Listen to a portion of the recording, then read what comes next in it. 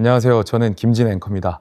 이번에 품격 있는 대화를 위한 지식 브리핑이라는 책을 썼고요. 감사하게도 종합 베스트셀러 4주 연속 1위를 하고 있습니다. 머니 인사이드는 정보가 굉장히 많은데 굉장히 정확한 팩트와 정확한 정보를 머니 인사이드가 평소에 많이 말해주셔서 저도 참 즐겨보는 채널인데 이렇게 구독자님들 만나게 돼서 정말 반갑고 영광입니다. 요즘 그런 말들이 많이 나오죠. 정부가 돈을 많이 풀었다.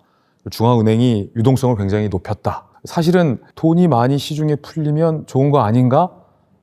일반 서민들은 그렇게 생각할 수도 있을 것 같아요. 왜냐하면 국민들 통장 잔고도 좀 넉넉해지고 그러면 소비도 좀 많이 하고 그럼 경제도 좀 활기를 띠고 좋은 게 아닐까라는 생각도 들죠. 그런데 돈을 많이 찍고 돈을 많이 풀면 우리가 정말 부자가 되는 건가? 라는 건 별개의 문제 같아요. 돈이 많아져도 부자가 되는 건가? 라는 부분에선 생각해 볼 좀 지점이 있다고 느껴집니다. 놀랍게도 인류는 이미 이런 실험을 많이 해왔습니다. 그리고 그 결과도 사실은 다 나와 있습니다. 돈을 많이 찍고 푼다고 우리는 부자가 되는 게 아닙니다. 돈을 많이 풀수록 사실은 돈의 가치가 떨어진다라는 결론은 많은 인류가 시행착오를 통해 겪어왔죠. 제가 좋아하는 경제학자 밀턴 프리드먼의 말 중에 제가 되게 좋아하는 말이 있는데 인플레이션은 언제든 어디서든 화폐 문제다. 이런 말을 했습니다. 이게 더 쉽게 표현하면 시중에 푸는 돈의 양이 물건의 양보다 빠르게 많아질수록 돈값은 떨어진다. 쉽게 말해서 이 말이죠. 생각해보면 너무 당연한 얘기인데 예를 들어서 가정을 해볼게요. 지금 머니인사이드가 오늘 대한민국 국민 전원에게 1억씩 쏜다 라고 가정을 해보자고요. 너무나도 생각해도 기분이 좋죠. 통장 잔고에 1억이 들어올 거고. 자, 그럼 1억을 받은 우리 국민들은 다 부자가 될까요?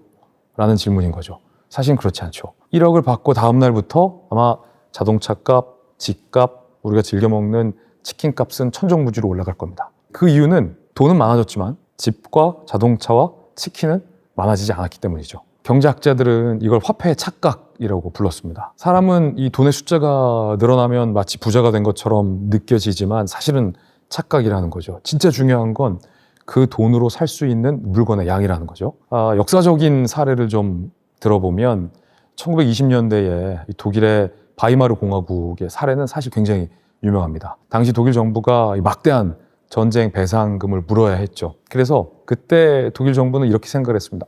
돈을 찍어내자. 그래서 실제로 통화량을 늘리고 돈을 막 찍어냈습니다. 초반에는 아무런 문제가 없었습니다. 그러나 곧 엄청난 인플레이션 문제가 다가왔죠. 돈의 가치가 뚝뚝뚝 떨어지는 겁니다. 오전에 근로자들이 월급을 현금으로 받았는데 오후가 되면 그 월급의 가치가 반으로 뚝 떨어지고 실제 있었던 일인데 사람들은 가방에 이만큼 현금을 담아서 빵을 사려고 줄을 길게 들어섰고 당시 독일의 한 지방 같은 경우는 장작, 나무 장작이 동일한 화폐보다 더 가치가 컸던 사례까지 발생을 했습니다. 이 얘기를 들으면 많은 사람들은 아니 그건 그때 독일의 얘기잖아. 요즘 누가 그렇게 돈을 찍어 라고 반문할 수도 있는데 생각해보면 미국도 그렇게 했습니다. 일본도 그렇게 했습니다. 코로나 시기에 우리나라도 그렇게 했습니다.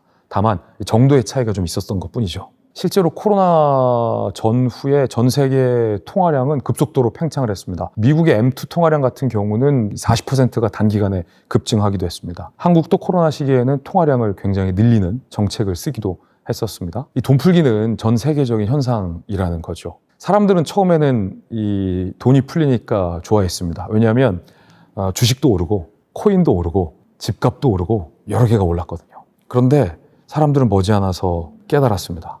이 인플레이션 때문에 나의 삶이 굉장히 힘들어지고 있다는 걸 깨달았죠. 그런데 인플레이션과 관련해서 제가 보는 지점은 조금은 다릅니다. 인플레이션이 단순히 물가가 오르는 것뿐만 아니라 돈이 풀리게 됐을 때 그 돈은 금융시장으로 제일 먼저 찾아 들어가게 되거든요. 그런데 여기서 기존에 상당한 주식을 보유한 분들, 기존에 상당수의 부동산이나 코인을 보유하고 있었던 사람들의 가치, 자산 가치를 끌어올립니다. 근데 반대로 돈이 풀려도 기존에 집이나 주식이나 코인을 보유하지 않은 대다수의 사람들은 이 혜택을 보지 못합니다. 그래서 사실 인플레이션이 무서운 이유는 단순히 물가를 올리는 것뿐만 아니라 부의 격차를 더 빠른 속도로 양극화시키는 데 진짜 그 원인이 있거든요. 그래서 사실은 인플레이션을 더 경계해야 하는 거고 저는 이렇게 생각합니다. 정부가 이 통화 정책을 펼 때는 당연히 경기를 부양해야겠다라는 선의를 갖고 통화 정책을 펼치겠지만 그 뒤에는 반드시 부작용이 따라온다. 그건 바로 지독한 인플레이션, 그리고 그 인플레이션이 초래하는 결과는 결국엔 자산 격차다. 자, 그러면 이제 정부 부채는 무한정 늘 수 있느냐라는 문제인데, 이 국가 부채와 관련해서 재밌는 얘기를 먼저 해드릴게요. 많은 사람들이 가계 부채와 국가 부채를 비슷한 걸로 생각하시는 분들이 있습니다. 가계 부채처럼 정부 부채도 계속 늘다가 어느 순간에 어느 지점에 이르러선 국가가 감당하지 못하고 파산할 거다라고 흔히들 생각을 합니다. 그런데 가만히 생각해 보면 역사적으로 주요 강대국들은 부채가 엄청나게 많았음에도 불구하고 국가가 파산하거나 몰락한 사례는 찾아볼 수 없었습니다. 왜 그럴까요? 일본 같은 경우는 GDP의 250% 정도가 국가 부채인데도, 그런데도 불구하고 일본이 망했거나 몰락했다라는 얘기는 아직까지 듣지 못합니다. 이건 미국도 마찬가지죠. 그렇다면 국가 부채는 끝없이 늘어날 수 있는 건가? 결론부터 말씀드리면 부채는 그렇습니다. 숫자에는 한계가 없지만 제가 말씀드리고 싶은 것은 신뢰에는 한계가 있다. 많은 사람들은 국가가 얼마의 빚을 졌는지를 집중해서 물어봅니다. 하지만 사실은 시장이 묻고 있는 것은 다른 질문이거든요. 이 나라가 과연 이 빚을 감당할 수 있을까라는 신뢰의 문제를 계속해서 시장은 물어보는 거거든요. 왜냐하면 국가의 경제는 사실상 신용 위에서 돌아갑니다. 주식도 신용이고 통화도 신용이고 국가의 부채 역시 신용이라는 무대 위에서 펼쳐지는 현상들이죠. 그래서 국가의 금고에 엄청나게 많은 현금 잔고가 있다 하더라도, 혹은 외화 보유고가 많다 하더라도 진짜 본질은 그게 중요한 게 아니라 과연 이 국가가 국제사회로부터 얼마만큼의 신뢰를 받느냐, 이 문제가 사실은 본질인데, 그래서 사실은 이 많은 경제학자들은 국가 부채의 문제를 이 숫자로 보지 않습니다. 이 나라가 괜찮겠지라는 평가를 받고 있다가 어느 순간 아니야, 정말 괜찮은 건가? 이 나라가 정말 빚을 갚을 수 있을까? 라는 의심의 순간이 찾아오면 빠르게 국가 부채의 문제가 해당 국가를 덮치게 된다라고 보거든요. 그래서 상당수 국가 부채의 위기는 천천히 오지 않습니다. 어느 순간 갑자기 찾아옵니다. 1997년 외환위기 때 우리나라도 그랬죠. 비유를 하자면 우리 어렸을 때 자주 했던 의자 뺏기 놀이랑 비슷한 겁니다. 음악이 나오는 동안은 모두가 분위기가 경쾌하고 좋죠. 하지만 음악이 끝나는 순간 모두가 출구로 달려갑니다. 몇 개 안 남은 그 하나의 의자로 달려가는 거죠.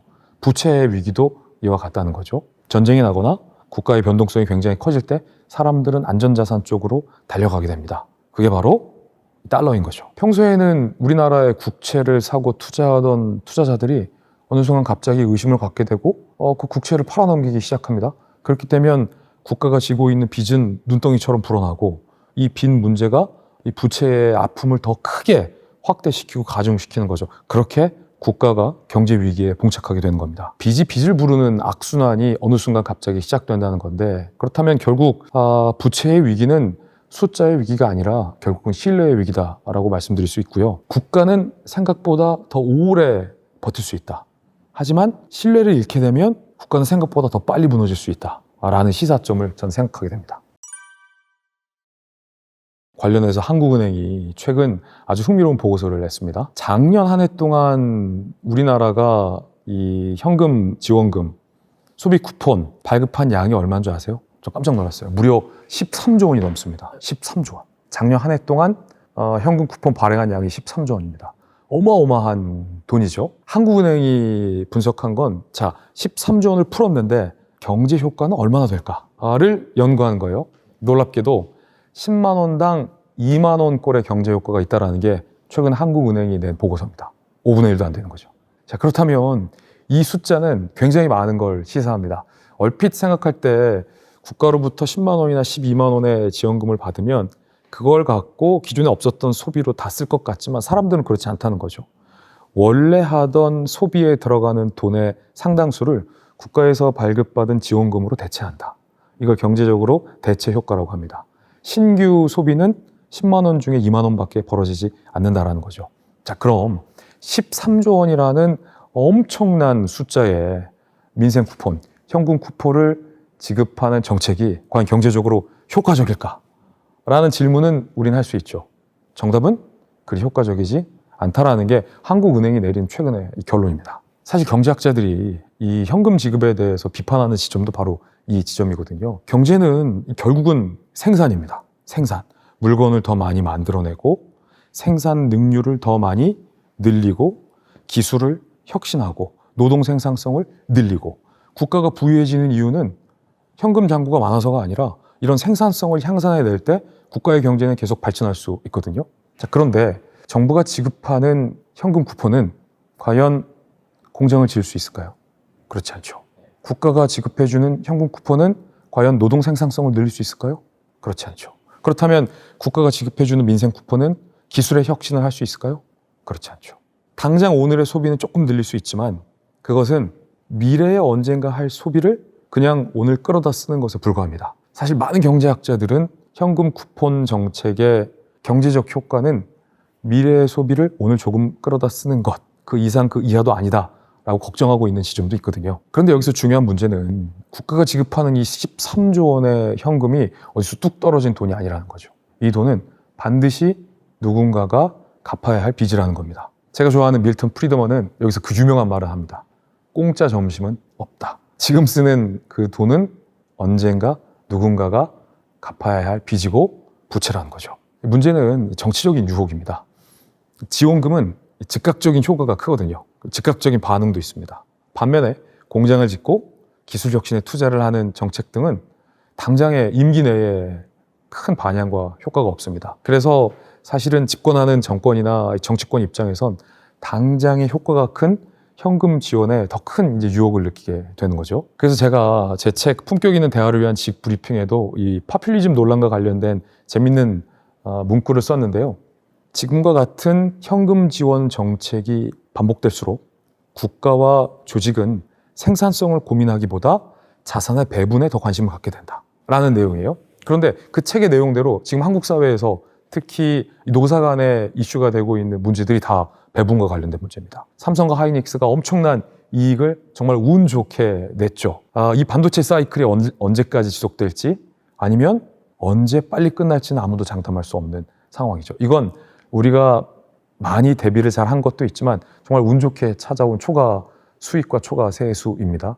그런데 지금 사회의 관심사는 어떻게 하면 그 초과 이익을 노조와 배분할 것인가. 꼭 노조원이 아니더라도 삼성과 SK가 낸 엄청난 이 사회적인 이익을 어떻게 소비자들에게 배분할 것인가 라는 문제에만 관심을 갖고 있죠. 정치권도 소비자들도 어떻게 기술 혁신을 하고 어떻게 SK와 삼성이 미래를 대비할지에 대해서는 별다른 관심이 줄어들고 있다라는 거죠. 일종의 사회적인 프레임이죠. 이 사람들은 있는 그대로를 보는 게 아니라 사회적으로 짜여진 이 정교한 틀 안에서 사물을 해석하고 이해하거든요. 그런데 한 시대를 풍미하는 어젠다와 이슈, 그 프레임이 어떻게 이 이익을 사회적으로 배분할 것인가 라는 그 프레임이 짜여져 버리면 이 사람들은 그 프레임 안에서 생각할 수밖에 없습니다. 삼성전자가 최근에 20% 할인하고 있습니다. 왜 20% 할인을 하는 줄 아세요?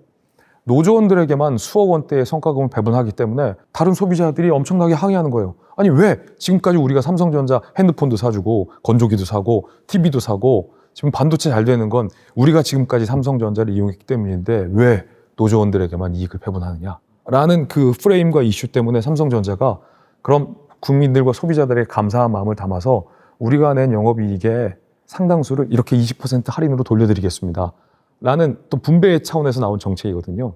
근데 그걸 보고 있는 LG전자가 흥미롭습니다. 야, 그럼 우리도 20% 할인에 포인트 더 줄게. 이러면 서로가 계속해서 이익을 깎아먹고 분배하는 쪽의 경쟁으로 짜여질 수밖에 없죠. 근데 지금 이 한국의 반도체 경쟁력이 전 세계에서 처해져 있는 상황은 녹록지 않거든요. 삼성전자가 지금 특정 부분의 반도체 부분에서만 엄청 호황을 내고 있지만 파운드리 반도체 부분에서는 엄청난 적자입니다. 위기예요. 불과 1년 전까지만 하더라도 삼성전자 반도체 영업사원들은 구걸하면서 다녔어요. 이건 제 표현이 아니라 삼성전자 내부 관계자에게 제가 직접 취재했던 얘기입니다. 그 말은 언제 다시 이 반도체 사이클이 끝날지 모른다는 겁니다. 그때를 대비해서 우리는 기술 혁신과 그리고 미래의 먹거리를 위해서 투자를 해야 되는데 사회적으로 짜여진 프레임이 지금은 배분과 분배의 프레임이기 때문에 삼성전자는 그걸 알면서도 그렇게 갈 수밖에 없는 거죠. 굉장히 이건 비극적인 사실은 사회적 담론입니다. 여기서의 제가 보는 심각한 문제는 이 기대 심리입니다. 사람이 주면 더 주기를 기대하는 게 자연스러운 심리잖아요. 지원금을 한 번 받으면 또 다른 위기가 왔을 때 지원금을 기대하게 됩니다. 이런 말이 있어요. 2번 지원금을 받으면 그걸 당연한 권리처럼 인식한다는 겁니다. 3번 소비 쿠폰 지원을 받으면 이제 그때부터는 정치권은 누가 더 경쟁적으로 소비 쿠폰을 발행하느냐, 현금을 지원해 주냐에 사실은 인기 영합 경쟁에 빠지게 된다는 거죠. 중요한 건 이 순간 브레이크가 실종된다는 겁니다. 경제 정책은 사라지고 인기 투표식으로 이 재정 정책을 판단하게 되는 거죠. 역사를 보면 이 국가 재정이 흔들려서 위기를 맞은 나라들은 대부분 이렇게 생각했습니다. 이번 한 번뿐이야. 이번 위기만 넘기면 다음부터는 우리가 브레이크를 걸 거야 라고 다짐을 했습니다. 하지만 그것이 익숙해지면서 그 원칙이 붕괴되고 결국은 알면서도 서로 경쟁적으로 현금을 배분하는 수렁 속에 빠졌던 거죠. 아르헨티나가 그랬고 베네수엘라가 그랬던 겁니다. 결국 중요한 건 지원금 정책이 옳으냐 그르냐의 논쟁보다도 제가 제 책 품격 있는 대화를 위한 지식 브리핑에 쓴 문구가 있는데 제가 읽어드릴게요. 포퓰리즘 정책에 대해서 제가 이렇게 썼어요. 정책이 약탈이 되는 순간이 반드시 온다. 13조 원이라는 엄청난 예산이 있다면 이걸 온 국민에게 10만 원씩 나눠주는 소비 쿠폰 정책을 쓰는 게 좋을까 아닐까. 최근에 이런 기사가 있었습니다. 골목상권에 있는 사장님들, 자영업자들이 폐업한 사장님들의 수가 대한민국 사상 처음으로 100만 명을 돌파했습니다.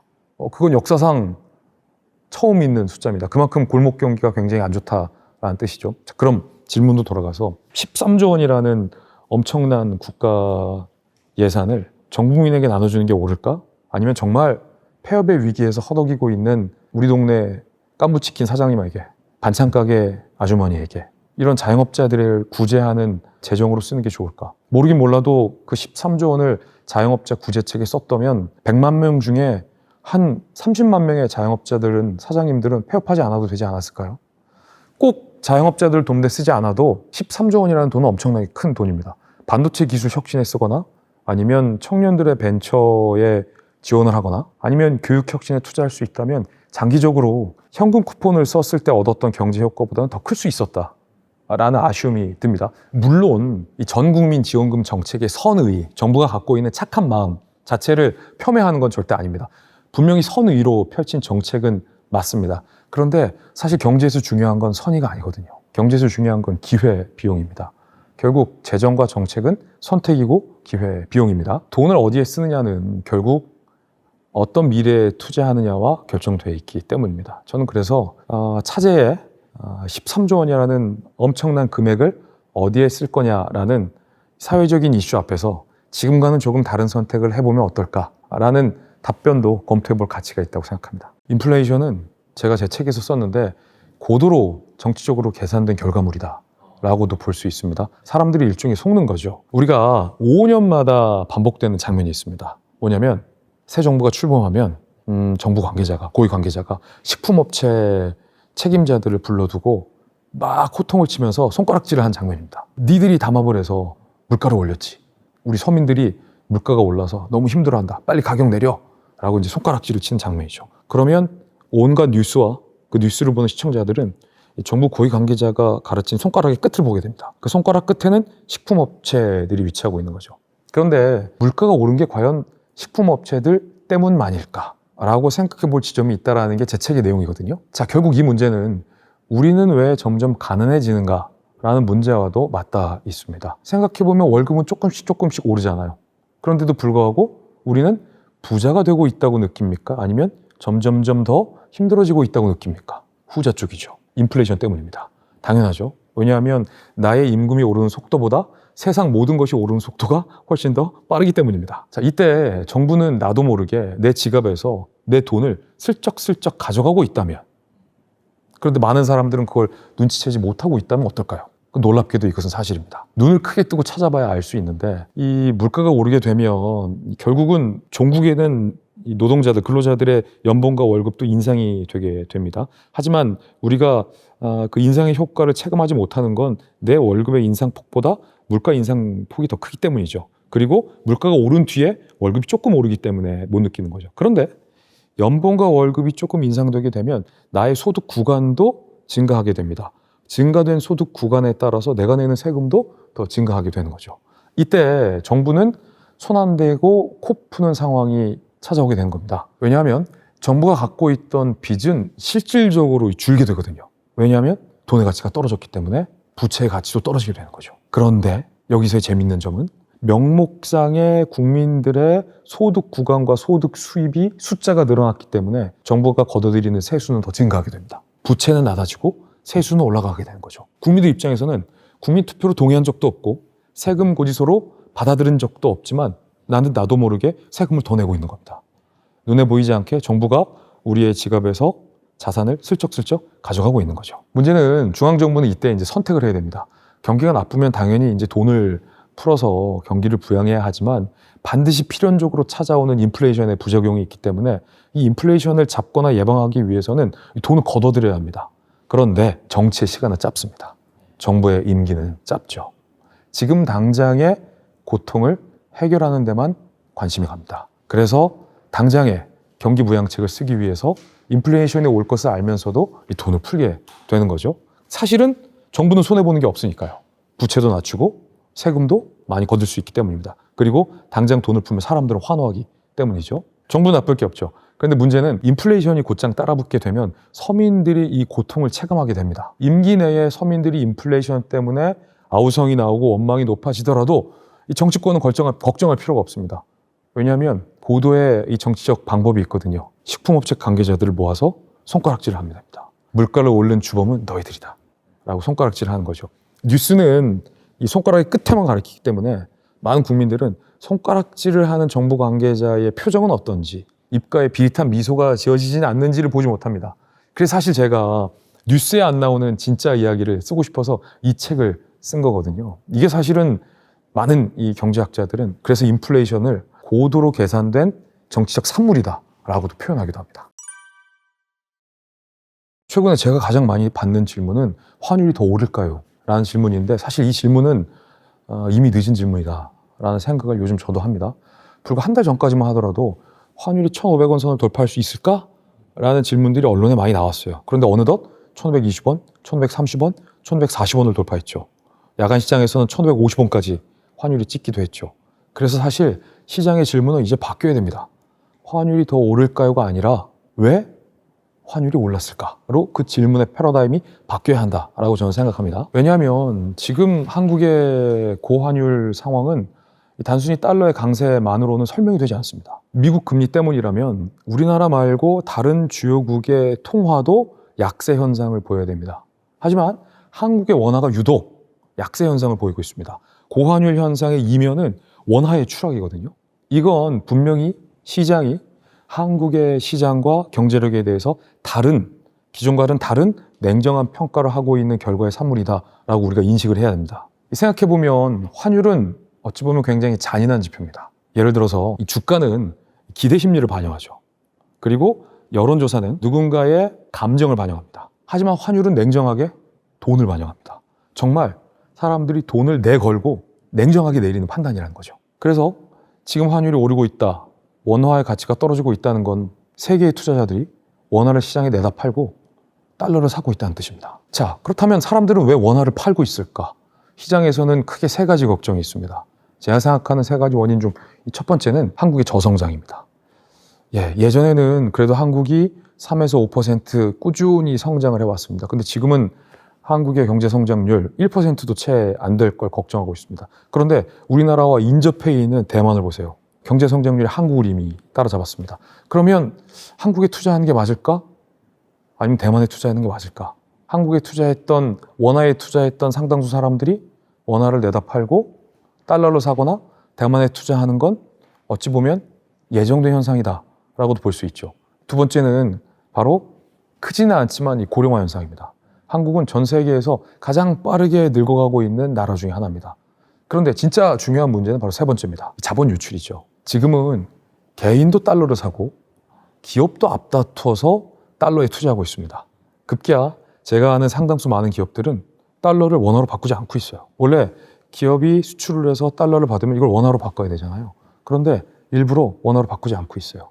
그리고 예전에 한국은 달러를 벌어들이는 나라였다면 지금의 한국은 투자를 위해서 달러를 반출하는 나라가 돼버린 거죠. 그래서 최근 시장 일부에서는 1,600원대까지 환율이 뚫고 갈 것이다라는 전망도 나오고 있습니다. 그런데 사실 환율이 어디까지 갈 건가를 예측하는 것은 거의 불가능의 영역에 가깝다고 볼 수 있습니다. 근데 중요한 건 이런 말 드리고 싶어요. 환율은 원인이 아니라 결과다.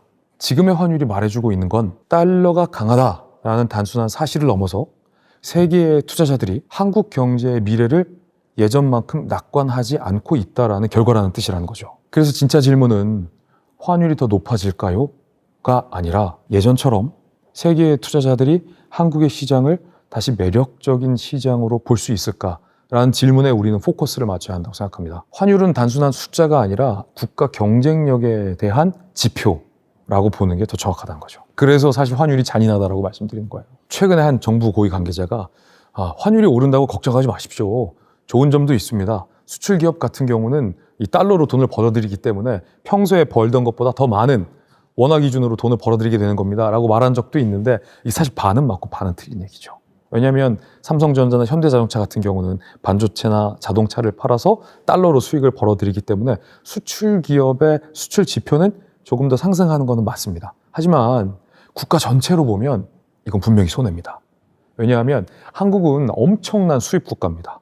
에너지의 대부분을 수입에 의존하고 있죠. 그리고 그 반도체와 그 자동차의 원 부품 또한 우리가 수입에 의존하고 있습니다. 석유를 수입하고 가스를 수입하고 반도체의 부품을 수입합니다. 환율이 지금처럼 오르면 세상 모든 게 다 비싸질 수밖에 없는 거죠. 밀가루도 비싸지고 수입 재료를 활용하는 식당들의 가격까지 다 오르게 됩니다. 그래서 사실은 고환율을 눈에 보이지 않는 물가 인상이다라고 표현하는 이유이기도 하죠. 기름값도 오르고 전기요금도 오르게 됩니다. 세상 모든 물가가 다 오르게 됩니다. 중요한 건 결국 고환율의 결과와 피해는 일반 소비자들과 국민에게 이어진다는 거죠. 더 무서운 건 이 고환율 문제가 시장의 신뢰의 문제로도 연결이 되는데 이상 고환율 현상이 계속되게 되면 한국에 투자하던 이 외국 투자자들이 불신을 갖게 됩니다. 한국 시장에 뭔가 문제가 생긴 거 아니야?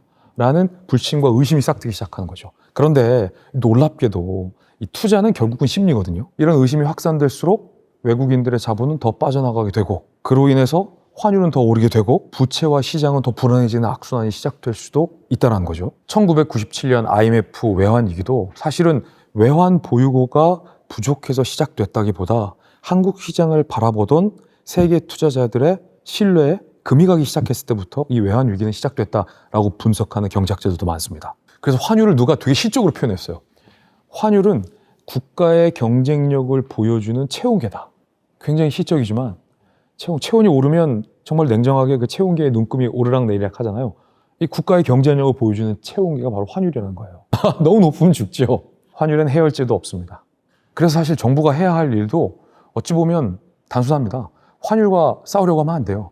국민연금을 동원해서 환율을 방어하는 게 정부가 해야 할 일이 아니라 원칙으로 돌아가야 하는 거죠. 외환 보유고액도 유지하고 국가 부채 문제, 결국은 재정 관리 문제를 건전하게 유지를 하고 관리를 하고 그리고 기업이 정말 국제 무대에서 생산성을 마음 놓고 발휘할 수 있도록 국가가 기업의 경영 문화를 든든하게 보장해 주는 것, 안전하게 보장해 주는 것. 이게 세계 투자자들이 봤을 때 한국 시장은 그래도 믿고 투자할 수 있구나. 그래서 계속 한국에 투자할 수 있는 동기부여를 정부가 해주는 거죠. 역대 정부 중에서 환율과 싸워서 이겼던 정부는 한 명도 없습니다.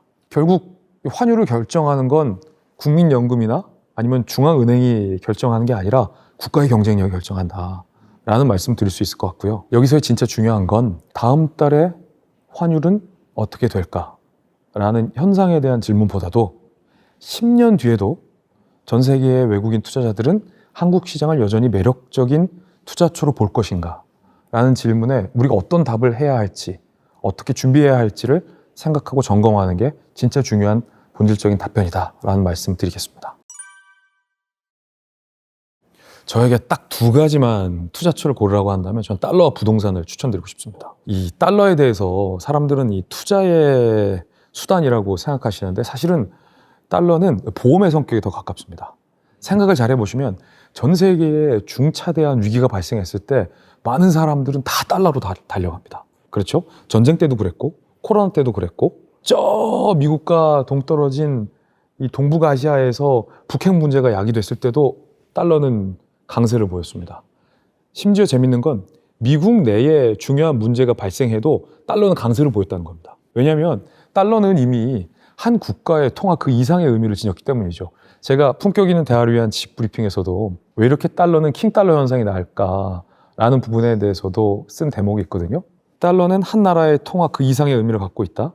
세계 경제의 기준이고 세계 경제 보험 역할을 하고 있고 달러를 대체할 수 있는 다른 수단, 다른 보험은 없기 때문입니다. 특히 지금처럼 이 주요 국가들의 국가 부채가 급속도로 늘고 있고 각 국가들이 경쟁적인 통화 정책을 펴고 있는 이 상황, 그리고 지정학적인 불안과 전쟁의 위험성이 얼마나 근 20년 안에 가장 가중이 돼 있는 복잡한 상황이 됐습니까? 불안한 상황 속에서는 사람들은 결국은 가장 믿을 수 있는 보험 수단인 달러를 찾을 수밖에 없다라는 겁니다. 결국 이런 어떤 관점의 전환인데 달러를 단기 투자용으로 사고팔고 하는 게 아니라 내가 갖고 있는 자산의 일정 정도를 달러로 보유하는 것이 다가올 불안의 상황에서의 어떤 보험, 리스크를 줄일 수 있는 어떤 보험의 역할을 할 수 있다는 차원에서 달러를 권유해 드리는 거고요.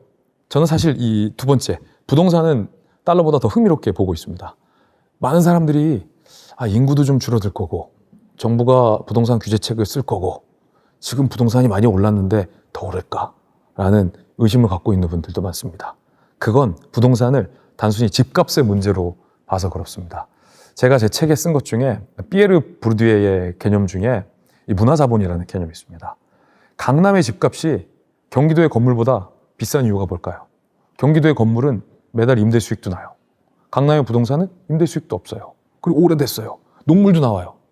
그런데 왜 강남의 그 오래된 구축 아파트가 경기도의 신축 건물보다 더 비쌀까? 이걸 보셔야 돼요. 피에르 부르디에는 부동산은 단순한 집값 이상의 문화자본이 축적된 자산이다 라고 자산을 바라보는 전혀 다른 개념을, 관점을 제시했습니다. 여기서의 문화자본이라는 건 뭐냐면 좋은 학군, 좋은 병원, 좋은 문화시설, 좋은 도서관, 좋은 사람들과의 네트워크, 그리고 결정적인 건 완벽한 부의 세습은 문화자본의 세습이라고 규정을 하는 겁니다. 즉 이러한 많은 네트워크와 문화자본을 나의 후손들, 나의 자녀 세대에게도 물려줄 수 있는 자산, 부동산밖에 없다는 거죠. 부동산은 단순한 건물이 아니라 이런 다양한 문화 자본을 담는 그릇에 가깝다라는 인식으로 바라본다면 한국의 부동산은 아직은 저평가되어 있다. 특히 서울의 노른자 땅은 국제사회의 스탠다드를 보더라도 훨씬 더 저평가되어 있다라고 볼 수밖에 없어요. 앞으로 인구가 줄더라도 사람들은 더 많은 기회가 응축되어 있는 부동산에 관심을 가질 가능성이 굉장히 큽니다. 달러를 세계 위기에 대한 보험이라고 본다면 부동산은 문화 자본에 대한 투자로 보는 거죠. 그런데 역사적으로 보더라도 돈은 사람들이 많은 곳으로 흘러들어갔고 사람들은 어디로 간지 아십니까? 기회가 많은 곳으로 갔습니다. 결국엔 기회가 많은 문화 자본이 축적된 부동산 자산이 결국은 안전한 자산이 될 것이다 라고 저는 조심스럽게 예측하고 있습니다. 주식시장이 폭등과 폭락을 계속해서 반복하다 보니까 심혈관 질환 발병률이 높아졌다는 분석도 있어요. 마음을 졸이면서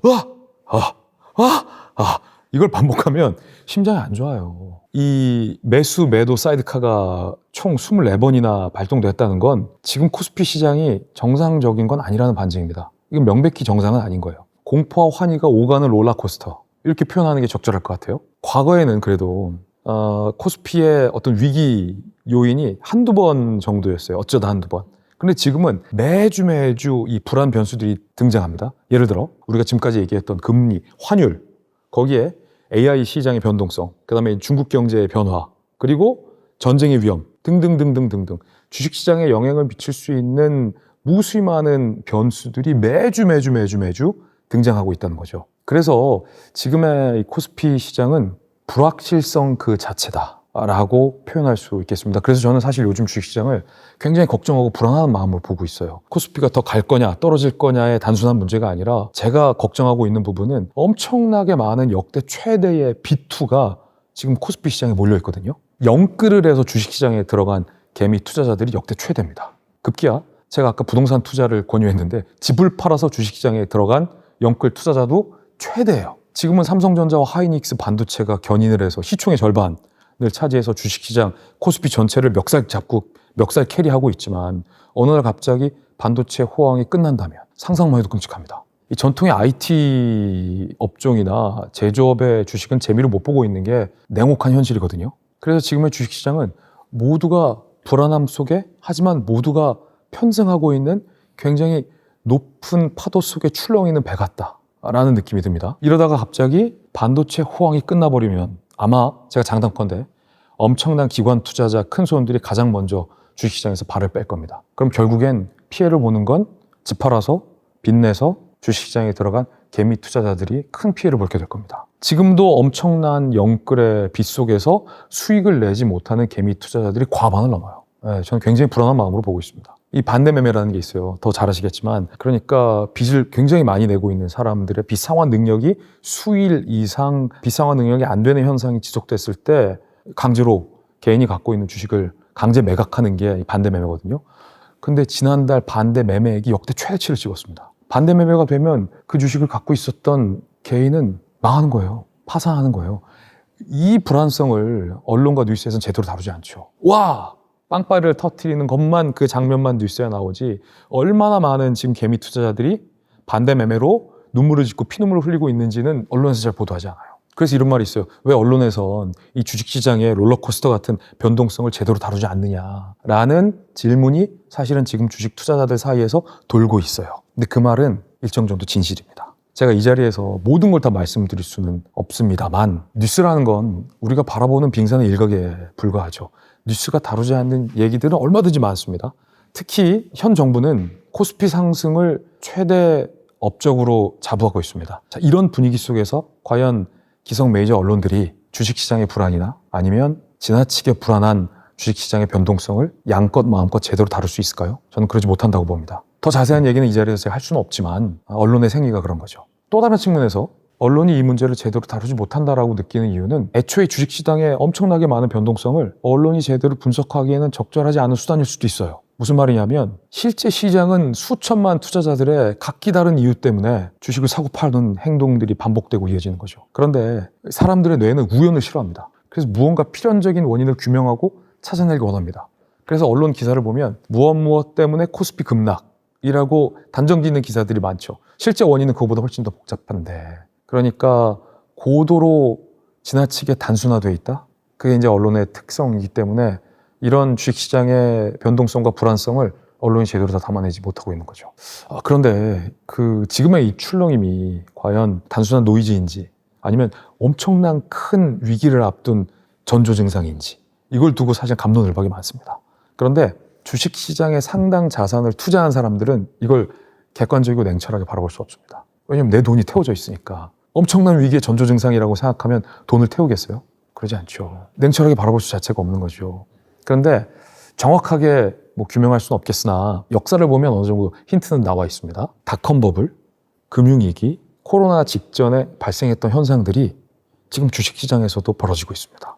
예를 들어 기존에는 따로 움직였던 이 자산들이 같이 움직인다던가 안전자산과 위험자산이 동시에 상승을 한다던가 이런 현상들이죠. 기현상들이죠. 환율은 불안한데 주가는 계속해서 상승하고 경기 전망은 나쁜데 AI 주가는 계속 간다라고 얘기하는 이런 현상들이 계속해서 일어나고 있는 겁니다. 마치 비유를 하자면 우리가 자동차를 운전하는데 경고등이 여기저기에서 막 뜨고 있는 그 상황이 지금의 주식시장을 보는 분위기 같아요. 제가 앞서 경고했듯이 지금의 주식시장은 허상의 기대감 위에 많은 버블이 끼어 있는 상태일지도 모릅니다. 결국은 반도체 호황이 언제까지 버텨주느냐에 달린 건데 그런데 지나치게 비투 금액이 좀 크다는 거죠. 저는 이게 너무 불안해요. 만약에 IT 버블 때처럼 이 버블이 거품이 확 꺼지는 상황이 오게 되면 수많은 개미 투자자들이 피를 보진 않을까라는 걱정 때문에 사실은 진짜 불안합니다. 지금도 사실은 뉴스에 안 나와서 그렇지 상당수 많은 B2 개미 투자자들은 피를 보고 있는 사람들이 많습니다.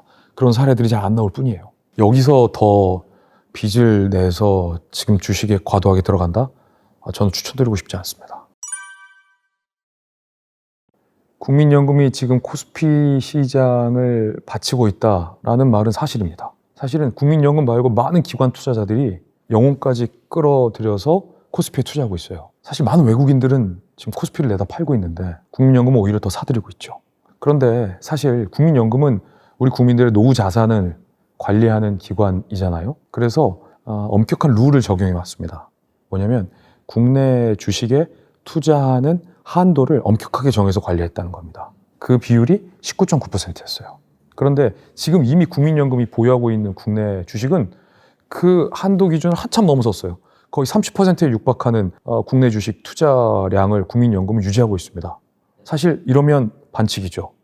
그런데 계산을 좀 해봤어요. 국민연금이 원래 룰대로라면 무려 177조 원을 내다 팔아야 됩니다. 그래서 국민연금이 국내 주식시장의 상당수를 떠받치고 있다는 말이 나온 거죠. 자, 그럼 국민연금이 여기서 어떤 정치적 선택을 하느냐. 원래대로라면 한도 비중만큼 주식을 내다 팔아야 하지만 국민연금은 꼼수를 선택합니다. 그 한도 기준을 올리기로 결정해요. 자의적으로 올려요. 그래서 28.8%로 그 한도 기준을 올려버립니다. 다행히 삼성전자와 SK하이닉스가 그 기대에 부응을 해서 주식시장이 큰 성과로 보답을 하고 있지만, 하지만 국민연금만 놓고 보면 냉정히 말하면 팔아야 할 선 자체를 자의적으로 상향한 것에 불과한 거죠. 달리 표현할 수도 있습니다. 우리의 노후 자금이 지금 불안한 증시를 떠받치고 있다 라고 표현해도 사실은 과언이 아닌 거죠. 물론 지금 주식시장의 호황을 국민연금 한 곳을 쥐어짜내서 만든 결과다라고만 말할 수는 없어요. 하지만 분명한 건 국민연금의 매도룰 변경으로 지금 증시의 호황을 상당수 유지하고 있다라고 말할 수 있는 건 명백한 팩트인 거죠. 자, 오늘의 충격을 막기 위해 미래의 연금 재정의 건전성을 담보로 끌었었다라고도 말할 수 있는 거죠. 이렇게 표현하면 굉장히 불안해지는 거죠. 일종의 비상금을 꺼냈었다라고도 표현할 수 있을 것 같습니다. 그런데 이 비상금을 꺼내 쓴 거에 대한 분명한 대가는 언젠가 돌아온다는 거죠. 예컨대 SK하이닉스와 삼성전자 반도체 주식 호황이 10년, 20년, 30년 쭉 갈까요?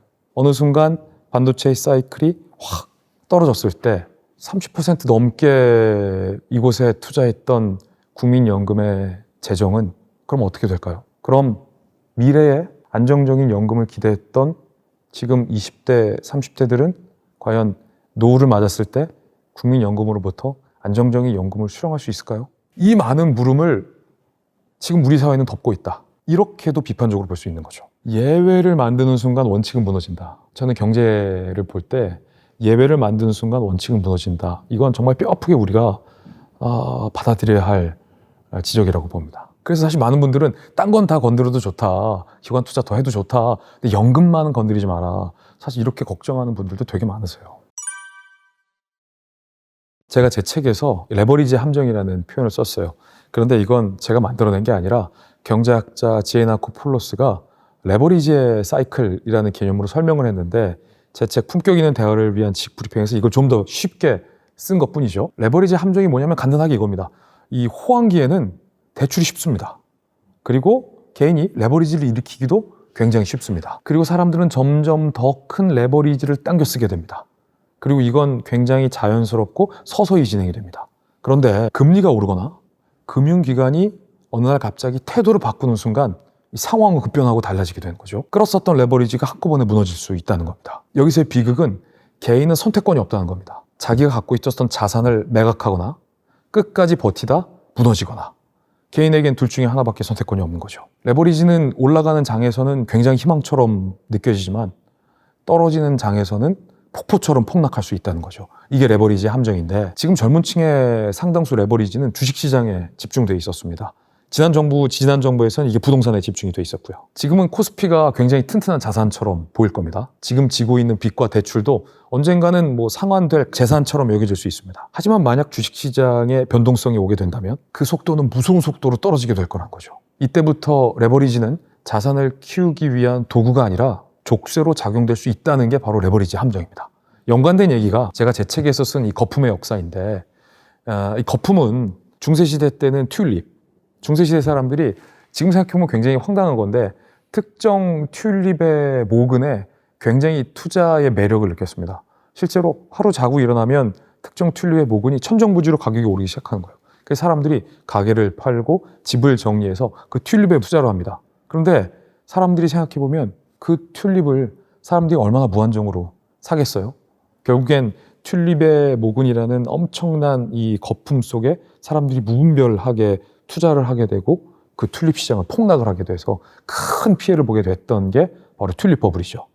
그런데 버블의 역사를 보면 튤립에서 부동산으로, 부동산에서 코인으로, 코인에서 주식으로, 버블은 장소만 바꿔서 반복된다라는 게 이 버블의 역사인데, 사람들이 투자를 하는 이 심리적인 기제를 분석해 보면 부자가 되기 위해서 투자하는 것 같지만 실제로는 그렇지 않다는 겁니다. 사람들이 투자하는 이유는 남들보다 뒤처질까 봐 두려운 그 두려움 때문에 투자를 한다라는 심리가 기저에 있다는 거죠. 이게 Fear of Missing Out, 즉 FOMO라고 부르는 겁니다. 문제는 이 두려움이 사람들의 합리성을 마비시킨다는 데 있습니다. 그래서 뒤늦게 사람들에게 무분별한 투자로 뛰어들게 만든다는 데 있는 거죠. 그렇게 그 두려움 때문에 거품은 계속돼서 만들어진다는 게 이 이론의 핵심입니다. 제가 제 책에서 수백 년간의 금융 위기들을 분석해 놨는데요. 놀라운 점은 사람들은 과도하게 부풀려진 그 거품과 버블이 터지기 직전에 항상 똑같이 이렇게 생각해 왔다는 겁니다. 이번엔 다를 거야 라고 생각해 왔다라는 게 놀라운 이 금융 위기 때마다의 어떤 반복되는 현상입니다. 아, 이번엔 튤립 때랑은 다를 거야. 아, 이번엔 IT 버블 때랑은 다를 거야 라는 확신을 사람들은 가져왔다는 거죠. 나는 다를 거야, 내 투자는 다를 거야 라는 서사를 사람들은 항상 가져갔다. 하지만 역사적으로 모든 사람들은 거품과 버블을 알아보지 못했다. 이게 거품의 함정이고 거품의 역사입니다. 과연 지금이라도 다를까요? 라는 질문이 가능한 대목인 거죠. 제가 걱정하고 있는 건 옛날 튤립 때처럼 IT 버블 때처럼 몰빵을 하는 거죠. 최민수 씨 아내 강주은 씨가 주식 투자로 전 재산을 날린 적이 있어요. 최민수 씨가 한참 잘 나갈 때, 최민수 씨가 인생의 전성기를 찍었을 때, 가장 수입이 고점이었을 때 아내인 강주은 씨가 그 유명한 IT 버블 때 IT에 전 재산을 투자합니다. 그랬다가 전 재산을 다 잃어요. 강주은 씨가 IT 버블의 가장 큰 피해자였던 거죠. 그때 최민수 씨가 뭐라고 했냐면, 야, 그래도 이 실패에서 배우는 인생의 경험이 있을 거야 라고 아내에게 얘기하지만 아내인 강주은 씨도 그 말이 더 무서운 거예요. 그래서 강주은 씨는 그 이후에 지금까지 단 한 번도 주식 투자를 하지 않았다라는 얘기가 있는데, 강주은 씨도 그때는 다를 줄 알았다는 겁니다. 왜? 내 주위의 모든 사람들이 투자를 하니까, 기업의 큰 회장님들도 IT 종목에 투자를 하니까 이번엔 다를 거야 라고 생각했던 거죠. 제 책 품격 있는 대화를 위한 지식 브리핑에서 제가 소개한 지식은 칸티용 효과라는 지식입니다. 이걸 쉽게 말하면 돈이 어떤 순서로 흐르는가의 순서를 설명한 이론이에요. 칸티용 효과는. 이 정부가 푼 돈은 금융자산 혹은 부동산 자산으로 먼저 흘러가게 돼 있다. 왜냐하면 돈이라는 것은 물과 같아서 수익률이 높은 곳으로 자연스럽게 흐르게 돼 있다라는 것이 칸티용 효과의 기본적인 전제입니다. 다만 한국은행이 저금리를 유지해서 시중에 돈을 풀게 되는 거죠. 그럼 그 돈은 이 투자처를 찾게 되는데, 말씀드렸던 것처럼 주식과 부동산으로 먼저 흘러 들어가게 된다는 거죠. 다만 여기서의 수혜를 보는 사람은 정해져 있다는 겁니다. 기존에 부동산 자산을 보유하고 있는 사람들이 먼저 그 수혜를 보게 되는 거죠. 그런데 여기서 주목할 만한 흥미로운 사실은, 돈이 풀리면서 물가가 오르기 시작하는 그 인플레이션이 시작되는 시점과 그 돈이 부동산 자산, 금융자산으로 먼저 흘러 들어와서 기존의 자산을 갖고 있었던 사람들이 자산이 증가하는 시점 사이에는 아주 찰나의 시차가 존재한다는 겁니다. 그 시차를 어떻게 자산 투자로 활용하느냐에 따라서 부의 격차는 하늘과 땅 차이로 벌어질 수 있다라는 게 바로 칸티용 효과의 시사점이거든요. 더 자세히 설명해 드리면, 과거에 부동산 자산을 갖고 있던 사람들에게 먼저 정부가 푼 돈이 흘러 들어오게 됩니다. 그러면 기존의 자산가들은 물가가 인상되기 전에 그 시차를 활용해서 부동산이나 주식에 오르지 않은 물가 상태에서 투자를 할 수 있습니다. 그러면 나의 투자 리스크는 최소화하면서 내가 창출할 수 있는 부의 효과는 극대화할 수 있는 거죠. 물가가 아직 오르기 전이니까, 그 시차가 존재하니까. 하지만 일반 월급쟁이들과 근로자들에게 정부가 푼 돈이 들어가는 순서는 중간도 아니고 가장 마지막이라는 거예요. 월급이 인상되고 연봉이 인상된 시점은 이미 세상 모든 물가가 다 올라 있은 뒤입니다. 월급이 올라서 이제 뭐 사야겠다, 집을 사야겠다 라고 했을 땐 집값이 더 올라 있는 거죠. 그런데 그때 정부가 돈을 풀면 풀수록 기존에 부동산을 갖고 있었던 사람들의 부와 부동산이 없이, 금융자산이 없이 근로소득만 갖고 있었던 사람들의 자산의 격차는 배로 커진다는 게 칸티용 효과의 시사점입니다. 어찌 보면 이 자본주의 시장이라는 건 돈이 많은 사람, 자산이 많은 사람에게 절대적으로 유리한 판일 수도 있다는 거죠. 뒤집어서 말하면 부동산이 없는 사람들, 금융자산이 없는 사람들, 금융상품이 없는 사람들은 계속 손해볼 수밖에 없는 구조가 기본적인 자본주의 구조라는 거죠. 자, 그렇다면 제가 왜 아까 부동산을 추천해드렸는지 이제 명확해지는 겁니다. 더. 부동산은 세금을 두려워할 문제는 아닌 것 같아요. 부동산을 투자하는 것이 마치 투기꾼 취급하는 것은 옳지 않습니다. 빚을 내서 부동산을 투자하는 것과 빚을 내서 주식에 투자하는 것, 이 두 노력 차이에는 큰 차이가 없습니다. 똑같은 투자입니다. 주식이든 부동산이든 인플레이션이 오기 직전에 그 시차를 활용해서 반드시 투자를 해라. 그래야 이 판에서 살아남을 수 있다. 그래야 다음번에 정부가 돈을 풀 때 내가 갖고 있는 그 작은 부동산과 작은 금융자산으로 물가가 오르기 전에 돈이 흘러 들어올 수 있다. 그 찰나를 이용해서 우리는 내가 가진 부를 조금이라도 확대할 수 있는 경제적인 투자를 할 수 있다. 라는 통찰이 바로 칸트형 효과입니다. 부의 사다리가 많이 없어진 건 사실입니다. 이건 좀 다른 얘기인데 어떤 경제학이나 자본주의의 기본 원리와는 다릅니다. 이건 부동산 정책의 문제거든요. 부의 사다리가 유지되려면 부동산과 관련된 측면에서 신규 공급이 계속 많아야 합니다. 사실 부동산 값은 간단합니다. 공급이 많아지면 시장에서의 가격은 떨어지게 되죠. 그런데 지금은 신규 공급이 거의 절벽에 다다랐습니다. 그렇기 때문에 기존의 부동산의 수요는 많고 공급은 적은 상황에서 부동산 값은 계속 올라갈 수밖에 없는 거죠. 부동산 가격이 계속 천정부지로 올라갈수록 2030 젊은이들, 무주택자들의 연봉 인상률로는 감당할 수가 없게 되는 겁니다. 이건 굉장히 자연스러운 산수의 문제인 겁니다. 그러니까 부의 사다리가 없어진 거죠. 근데 부의 사다리가 없어진 문제를 기존의 자산을 갖고 있는 사람들에게 책임을 돌리는 건 이건 넌센스라는 거죠. 물론 2030이 느낄 때의 불평등함은 있습니다. 왜냐하면 기성세대가 부동산을 구입할 때는 충분히 부동산에 투자할 수 있는 기회가 많았거든요. 그런데 그건 세대 간의 차별로 인식해서는 안 됩니다.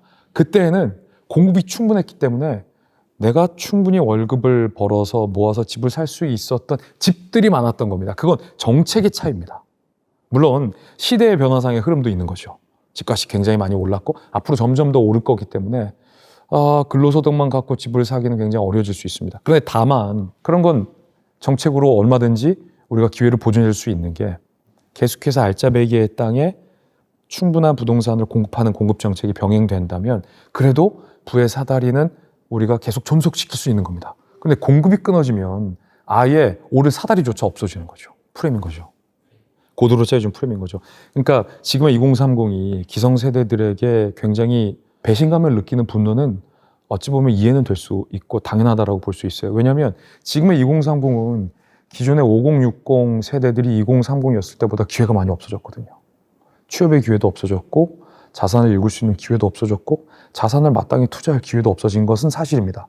그래서 이건 5060의 기성세대들이 2030들에게 더 많은 기회를 베푸는 것으로 사실은 보답을 해야 할 측면입니다.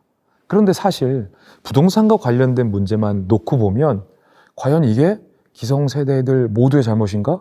라고만은 볼 수는 없다는 거죠. 이건 분명히 정책적인 문제와도 저는 연관되어 있다고 봅니다. 그래서 이런 2030의 어떤 부의 사다리와 관련된 분노들이 사실은 이번 지방선거에서 투표로도 이어진 거죠. 이건 팩트예요. 지금 2030들이 특히 서울시장 선거에서 현 정부의 후보를 선택하지 않은 건 팩트니까. 그리고 그 이유 중에 상당수는 현 정부의 부동산 정책 때문이다라는 건 경제적으로도 충분히 얘기할 수 있는 팩트죠. 북한이 러시아에 자국의 젊은 병사들을 파병하고 나서 뉴스에 나온 것보다 훨씬 더 많이 전사했습니다. 많은 북한의 청년들이 생전 가보지도 못했던 러시아 땅에서 처참하게 죽었습니다. 북한 정권은 1년 반, 2년 동안 이 사실로 인해서 일반 주민들이 동요하지 않기 위해서 이걸 강하게 억눌러 왔습니다. 제가 보는 관점은 그 억누름에는 한계가 분명히 왔다. 저는 수많은 북한의 청년들이 이국 땅에서 죽은 사실 때문에 북한 일반 국민들의 동요가 분명히 언젠간 일어나리라고 봅니다. 이 지점을 봐야 된다고 보는데 많은 이 북한 파병 문제를 보는 관점들이 존재합니다.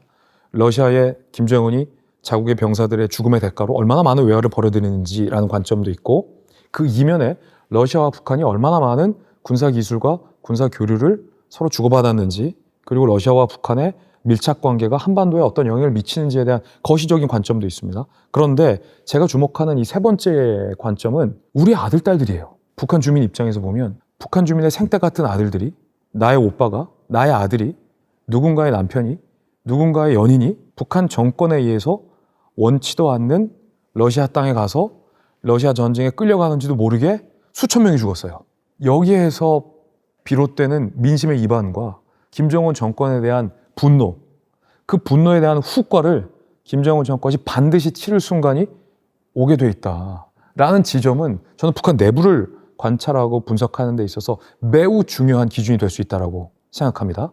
얼마나 죽었냐면 국정원이 국회에 보고한 바로는 전사자 600명을 포함해서 사상자가 한 4,700명 정도다라고 보고했는데 이건 굉장히 적게 보수적으로 잡은 수치입니다. 2026년 2월 기준으로 전사자가 2,000명이 넘게 발생했다는 추산도 있습니다. 제가 비공개로 우크라이나 정보 당국을 통해 우리 정보 당국을 통해 듣는 숫자는 전사자 수가 이거보다 훨씬 더 많아요. 생각을 해보면 북한은 드론에 대한 경험도 없고 첨단 전쟁에 대한 지식도 없이 재래식 전투훈련만 받다가 러시아 땅에 끌려갔습니다.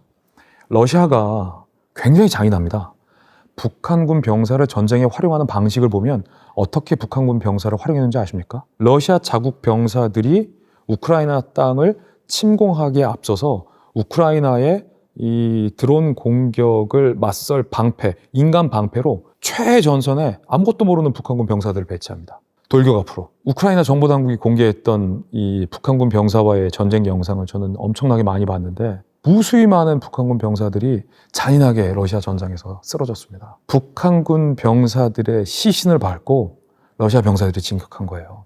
굉장히 잔인한 현상입니다. 전쟁 자체가 잔인하다고 하지만 그래도 이렇게 잔인할 수 있을까 싶습니다. 이 영상을 보면서 더 잔인하다고 느끼는 이유에는 결국은 북한 주민들이 우리 동포이기 때문이죠. 대한민국 헌법상 북한 주민들은 우리 국민입니다. 광의의 해석에서 보면 우리 국민의 아들들이 저 러시아 땅에서 인생의 황금기를 펼쳐보지도 못한 채 정말 허망하게 죽은 거예요. 그런데 북한의 청년 한 명의 인생이 우리 대한민국 청년 한 명의 인생과 비교했을 때 가치가 떨어지나요? 그렇지 않죠.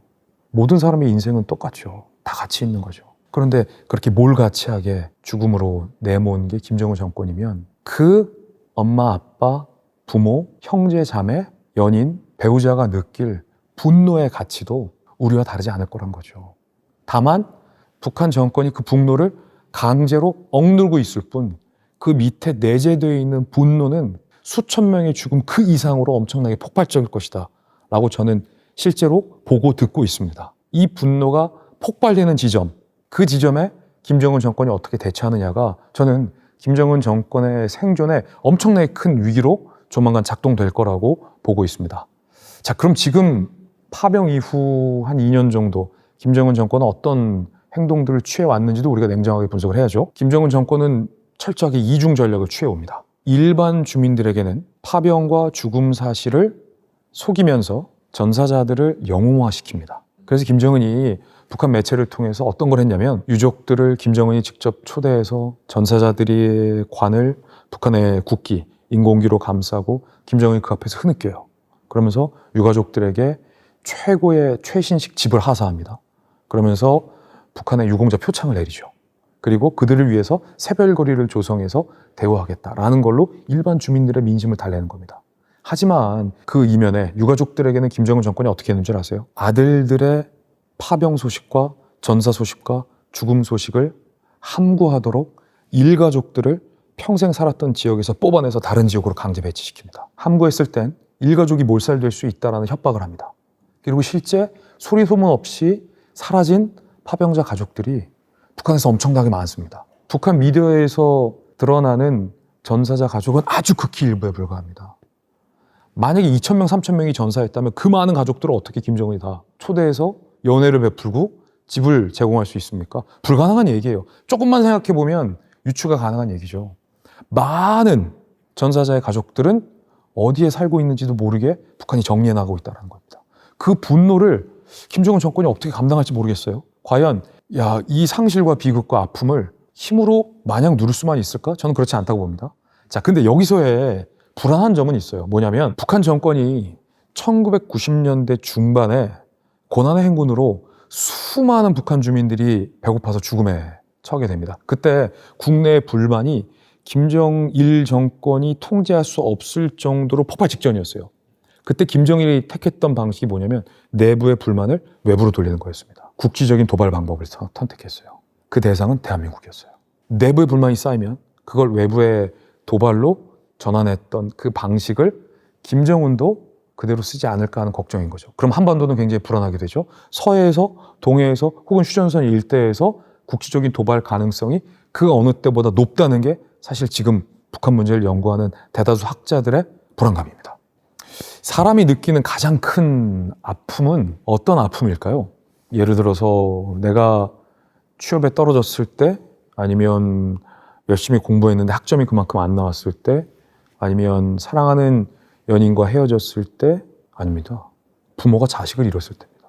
부모가 자식을 잃었을 때 사람이 느끼는 슬픔과 분노는 말로 표현할 수 없는 수준입니다. 그런데 그게 수천 명이에요. 아무리 통제에 이골이 난 북한 정권이라 하더라도 그걸 완벽하게 억제하고 누를 수 있을까요? 저는 그렇게 보지 않습니다. 그랬을 때 김정은 내부에 정권을 유지할 수 있는 것과 관련해서 굉장한 불안감을 느꼈을 때 한반도는 역설적으로 더 불안해질 수 있다는 거죠. 그걸 우리는 대비해야 된다는 겁니다. 이렇게 말하는 학자들이 사실 많이 없어요. 걱정돼요. 그래서 북한은 결국 이 미국과의 대화의 장으로 나올 것이다.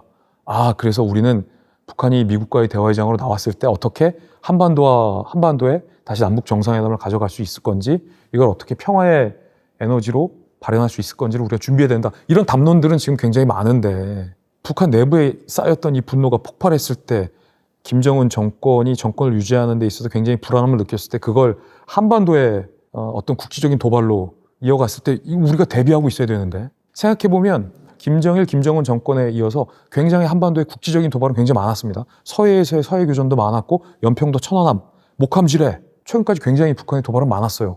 북한과 우리가 안 싸운 시간이 그리 오래되지 않았다는 거예요. 그럼 우린 대비해야 됩니다. 직시해야 됩니다. 그 부분도 저는 굉장히 경계해야 될 부분이라고 보는데, 엄청나게 많은 병력들이 파병이 됐고 전사를 했는데 이미 북한의 전쟁을 겪고 돌아와서 그 북한의 어떤 재래군의 지휘관으로 활동하고 있는 병사들이 3,000명 이상이 됩니다. 이 북한군 3,000명은 러시아와 우크라이나의 현대전을 극복하고 경험한 전쟁 경험이 있는 병사들이에요.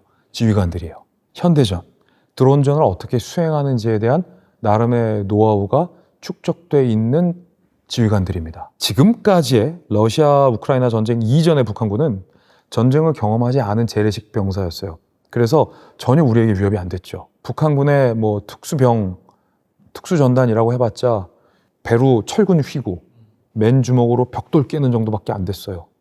그건 우리 군의 최첨단 군사기술로 충분히 극복이 가능했죠. 그런데 우리나라 군사도 현대전을 치르지 않은 군인이에요. 근데 북한은 그 총알이 넘나드는 사선을 넘고 드론의 무차별적인 공격을 이기고 온 3,000명의 군사들이 지금 북한의 재래식 병사들을 지휘하고 있습니다. 북한군 전체의 현대화, 다만 이 무기의 현대화뿐만 아니라 전술과 전략에 있어서의 현대화가 저는 가장 두려운 지점입니다. 과연 우리 군은 고도화된 이 드론전을 충분히 경험하고 있는가? 제가 보고 취재하고 있는 국방부는 그렇지 않아요. 물론 우리도 드론 역량을 고도화하고 있고 대비를 하고 있습니다. 근데 다만 북한군이 양산하고 있는 드론의 수가 우리 군이 만들고 있는 드론의 수보다 훨씬 더 많아요. 저는 북한군이 공장에서 찍어내고 있는 이 러시아의 드론과 이란의 드론 기술이 지금 북한의 드론 기술의 상당수거든요. 이건 감히 말씀드리건데 가장 역사상 싼 한반도의 비대칭 전력이 될 수 있다고 봅니다. 그걸 어떻게 대비하고 그걸 어떻게 방어해낼 수 있느냐에 대한 고민은 미안한 얘기지만 지금 우리 군이 안 하고 있어요. 현 정부가 안 하고 있습니다. 예를 들어 우크라이나에서는 이란의 자폭 드론을 러시아가 쓰고 있는데 그 드론을 저가의 드론으로 어떻게 요격하고 무력화하는 드론도 개발했어요. 우리의 기술로는 충분히 그런 드론을 연구할 수 있지만 지금 안 하고 있어요. 그럼 만약에 북한군이 하마스가 이스라엘을 국지적으로 도발했던 것처럼 무수히 많은 벌떼 드론을 휴전선 인근의 특정 지역에만 보내서 도발을 한다면 우리가 그걸 방어할 수 있을까요? 이 물음에 대한 답을 우리 정부와 우리 군이 자신 있게 내놓을 수 있어야 할 때가 지금 점점점 지나가고 있다라는 얘기는 북한을 취재하고 안보를 취재하는 전문가 누군가는 해야 된다고 봅니다. 이건 사실 우리 군이 갖고 있는 최첨단 이지스함이나 아니면 우리 군이 미군과 함께 보유하고 있는 패트리어트나 사드로는 막을 수 없는 얘기거든요. 볼때 드론을 무슨 수로 막아냅니까? 대비해야 됩니다. 전면전과 국지전을 나눠서 생각해야 됩니다. 전면전은 북한이 핵까지 쓰면서 정말 죽기 살기로 달려드는 전면전입니다. 6.25 전쟁이 전면전이죠. 그 전면전의 가능성은 낮습니다. 미국이라는 든든한 방패가 있기 때문에. 그런데 국지전을 얘기할 때는 얘기가 달라집니다. 그걸 제가 그냥 50초 안에 증명해 드릴게요. 연평도에 북한의 방사포가 떨어졌을 때, 천안함에 북한의 어뢰가 날아왔을 때 미국이 뭘 도와줬죠? 미국이 안 도와줬다라는 서운함을 얘기하는 것이 아니라 국지전은 미국이 도와줄 수 없는 영역이라는 말씀을 드리는 겁니다. 반대로 짚어보면 그런 국지적인 도발이 전면전보다는 약하지만 우리 안보에 미치는 영향이 작다고 할 수 없는데, 천안함 때, 연평도 때, 서해교전 때 얼마나 많은 사람들이 충격을 받았습니까? 우리나라 경제에도 미치는 영향이 컸잖아요. 안보에도 미치는 영향이 컸잖아요. 그럼 국지전의 위험성도 중요하다는 겁니다. 전면전 못지않게. 이 국지전의 위험성은 미국의 존재가 해결해주지 않는다는 겁니다. 더군다나 지금 한반도에는 전략 전술 핵무기도 없어요. 그럼 북한이 만약에 아까 드론 얘기했으니까 핵 기술을 점점 고도화한다고 가정해 봅시다. 북한은 정말 자기들의 타임 테이블대로 핵무기를 점점 고도화하고 있거든요. 북한에게 남은 건 이제 핵 소형화예요. 그래서 굉장히 소량의 핵폭탄을 굉장히 좁은 지역에 누가 도발했는지도 모르게 애매하게 도발 내지 테러를 자행했다라고 가정해 보면 그 피해는 고스란히 우리가 받는 거잖아요. 자, 그랬을 때 과연 미국이 그걸 막아줄 수 있을까요? 자, 한 단계 더 질문 드릴게요. 북한이 국기적인 핵 도발을 우리에게 가했을 때 우리는 얼마만큼 보복할 수 있을까요? 만약에 북한이 우리에게, 가정이에요. 그럴 리는 없겠지만, 그럴 가능성은 낮겠지만 소량의 핵 도발을 가하면 우리는 그에 상응한 도발을 돼 있는 게 원칙입니다. 근데 아마 우리는 많은 정치적 고민할걸요? 도발의 주체가 누구냐? 정말 북한이 도발한 게 맞느냐? 북한으로 단정하지 말라라는 부분부터 이 대등한 도발을 하는 것이 과연 남북의 안보에 도움이 되느냐? 담론만 수많이 담론을 하다가 그 시기를 놓칠 겁니다. 실제 연평도 천안함 때도 우리 상응하는 보복을 하지 못했어요. 그럼 북한은, 김정은은 이렇게 느낄 겁니다. 아, 이 정도 도발해도 괜찮네? 미국이 오지 않네? 한국 정부가 적극적으로 대응하지 않네? 그럼 더 정교하게, 누가 쐈는지 모르게, 누가 공격했는지 모르게 한번 장난쳐볼까? 점점 도발 수위를 늘려가겠죠. 자, 그럼 우리는 어느 정도의 도발 수준까지 대응할 건가에 대한 기준이 지금 있느냐? 없어요. 미국의 존재는 전면적인 핵 전쟁을 억제해 준다는 차원에서 굉장히 든든하고 큽니다. 하지만 국진으로 들어가면 전혀 다른 얘기가 된다. 핵과 관련돼서도 미국이 우리에게 핵 우산을 보장해 주는 경우는 핵을 전면적으로 사용할 때뿐입니다.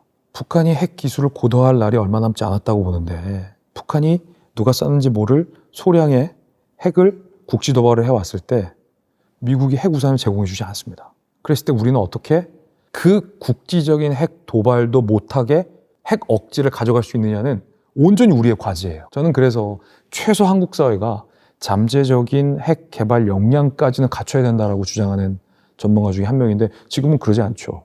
우리가 핵을 생산할 수 있는 능력이 충분히 됨에도 불구하고 미국과의 협상을 통해서 잠재적인 핵 보유 역량까지 우리가 못 가 있어요. 하지만 이웃나라 일본은 원한다면 언제든지 핵을 개발할 수 있는 역량을 개발할 수 있는 수준까지 가 있어요. 일본은 미국과의 핵 협상을 통해서 그걸 얻어냈거든요. 근데 아직도 우리나라는 한국 사회에서 잠재적인 핵 역량을 갖추는 것에 대한 찬반 양론이 해결되지 않은 상태인 거죠. 이게 아쉽다는 거죠. 우리가 핵 억지를 가져가야 되는데, 전면전이 아니더라도 그래야 북한이 감히 국지적인 핵 도발을 못 해온다라는 게 핵 억제의 사실은 기본입니다. 이 핵 억제에 대한 딜레마가 제 품격 있는 대화를 위한 직브리핑에도 자세히 나와 있습니다. 궁금하신 분들은 책을 더 읽어보시면 더 자세히 알 수 있을 거라고 봅니다. 북한 김정은이 최근에 헌법에 이상한 조문을 하나 넣었어요. 국경과 관련된 헌법 조항을 굳이 신설했습니다. 북한의 국경은 최남단을 휴전선으로 둔다 라는 조항을 헌법에 신설했어요. 그런데 지금까지 북한은 남과 북은 통일을 해야 할 대상으로 규정해 왔기 때문에 당연히 이 국경과 관련된 조항을 헌법에 만들지 않았죠. 그런데 몇 년 전에 북한 김정은이 통일을 아예 없앴죠. 그리고 적대적 두 국가로 선언한 이후에 그 다음에 세 번째 단계가 국토와 관련된, 국경과 관련된 조항을 신설한 거예요. 근데 생각을 해보면 굳이 김정은이 적대적 두 국가로 선포한 그 상황에서 국경과 관련된 디테일한 헌법 조항을 신설해 놓을 이유가 없습니다. 뜬금없죠. 그런데 왜 그럴까를 생각해 보면 김정은이 뭘 두려워하는지에 대한 그 두려움의 지점을 파악할 수 있다는 거예요. 그게 바로 한류 문화의 확산입니다. 김정은이 과거에는 김정일 아버지 세대까지만 하더라도 우리가 통일을 해야 한다라는 레토릭을 자신들의 체제를 유지하는 레토릭으로 써왔습니다. 재밌죠? 그런데 김정은은 그 통일에 대한 레토릭을 내다버렸어요. 왜 그랬을까요? 통일을 해야 한다라는 레토릭이 자신의 체제를 유지하는데 크게 위협이 된다라고 느꼈기 때문에 통일에 대한 레토릭을 갖다 버린 거예요. 지금까지 북한이 말도 안 되는 이 주민들을 억압하고 인권을 유린해 오면서도 자신들의 독재 체제를 유지할 수 있었던 데는 그래도 우리가 언젠가 통일을 해야 되니까 주민들이 못 살고 못 입고 힘든 건 참아주십시오 라는 레토릭으로 써왔던 거예요. 그런데 더 이상 우리가 통일을 해야 한다라는 북한 내에서의 담론이 김정은의 체제를 유지해 주는 게 아니라 이제는 흔들고 위협할 수 있다라고 김정은이 느끼기 때문에 그걸 갖다 버렸다는 겁니다. 이건 매우 흥미로운 관점인데 제가 주로 하는 얘기예요. 그 근저에는 한류 문화가 김정은이 손을 쓸 수 없을 정도로 북한 전반에 확산되어 있다는 겁니다. 제가 그 북한 문제를 취재하면서 엄청나게 많은 탈북자들을 만나서 지금도 인터뷰하고 있지 않겠습니까? MZ세대, 평양의 MZ세대, 최근에 탈북한 MZ세대를 만나서 인터뷰를 했어요. 물었어요. 예쁜 소녀예요. 20대 소녀예요. 엄마 아빠랑 다 같이 함께 탈북을 해왔어요. 최근에. 정말 평양에 있을 때, 북한에 있을 때 한국 드라마나 K-팝을 많이 보고 들었나요? 라고 물어보니까 오라버니 K-팝, K-드라마 아니었으면 제가 여기 안 있습니다. 그럼 주변의 친구들도 많이 들어요? 라고 물어보니까 모두가 다 듣는다. 그러면서 그 친구가 저에게 했던 말이 너무 충격적이고 재밌었어요. 김주애도 들을걸요? 근데 그 친구가 한 말이 김주애가 K-팝을 듣는 걸 아버지인 김정은이 말릴 수 없다는 거예요. 김정은이 뭐 반동문화 배격법 아니면 뭐 표준어 강화법, 북한의 뭐 3대 악법들, 오빠 금지법 이런 것들을 통해서 한류 문화를 유포한 북한의 청년들을 가끔가다 본보기로 굉장히 강하게 총살하거나 강하게 처벌하는 뉴스를 우리가 심상찮게 볼 수 있습니다. 그 말은 북한 체제가 더 이상 한류 문화의 확산을 통제할 수 있는 통제력을 상실했다는 뜻이에요. 무섭기 때문에 그렇게 강하게 처벌을 하고 법을 만드는 겁니다. 김정일과 김정은 시대에 걸쳐서 김정일을 직접 보좌했고 김정은까지 직접 수행했던 북한의 최고위급이 몇 년 전 탈북했고 제가 그를 제일 먼저 만나서 인터뷰했어요. 누구라고 실명을 말씀드릴 수는 없습니다만 그 북한의 최고위급이 탈북을 해서 저에게 하는 얘기가 너무 충격적이었어요. 앵커님, 김정은은 한국 방송을 볼까요? 안 볼까요? 그래서 당연히 제가 아는 상식으로도 국내에 나오는 언론 보도들을 다 브리핑을 해서 국내 언론 동향을 보고받는 걸로 알고 있습니다. 라고 말했죠. 그거 말고 김정은이 정말 재밌게 즐겨보는 한국 프로가 있을까요? 없을까요? 업무 말고. 에이, 그래도 안 보겠죠. 차라리 뭐 CNN은 보겠죠. 충격적인 게 김정은이 제일 즐겨보는 프로그램이 한국인의 밥상이라는 거예요. 취향 저격일 수도 있는데 정말 재밌어서 본다는 거예요. 에이, 제가 그랬어요. 에이, 아니요. 자기가 평양에 최고위급에 있을 때 김정은의 이제 식사를 제공하는 쪽으로부터 오더가 하나 내려왔다는 겁니다. 보리굴비라는 걸 공수해와라. 보리굴비가 평양에 없어요? 북한은 보리굴비가 없대요. 저 그거 처음 알았어요. 보리굴비는 우리가 흔히 알듯이 이 보리집 사이에 굴비를 잘 말린 다음에 그거를 이제 쪄내거나 구워내서 밥에 녹차를 말아서 굴비살과 같이 먹는 음식이잖아요. 얼마나 감칠맛 나고 맛있습니까? 근데 북한에는 보리굴비가 없는 거예요. 한국이나 밥상에서 보리굴비가 나왔다는 겁니다. 김정은이 그걸 보고 야, 저 음식은 도대체 뭐냐? 한번 먹고 싶다 라고 지시를 내려서 실제 한국의 보리굴비가 중국을 통해서 북한으로 넘어갔다는 겁니다. 이건 그분이 직접 저한테 얘기해 준 사례예요. 김정은도 보는데 리설주는 안 볼까요? 김주애는 안 볼까요? 일반 평범한 북한 청년들, MZ세대들은 안 볼까요? 그 MZ세대들의 엄마 아빠는 안 볼까요? 지난 정권에서 통일부가 10년에서 15년간 북한의 인식 변화를 추적 관찰해온 보고서가 있습니다. 원래는 그게 국가 3급 기밀이었는데 기밀이 해제가 돼서 지금은 공개가 됐습니다. 그 보고서에 보면 충격적인 얘기들이 나오는데 김정은이 2012년에 권력의 최고 정점에 등장했을 때부터 지난 10년간, 12년간 북한의 배급 경제는 완전히 무너졌고 북한의 국영 경제는 완전히 실패했으며 주민들은 이미 자체적인 시장을 통해서 의식주, 생계, 의료를 자체적으로 해결하고 있다라는 게 대한민국 공식 정부의 분석 결과가 있어요.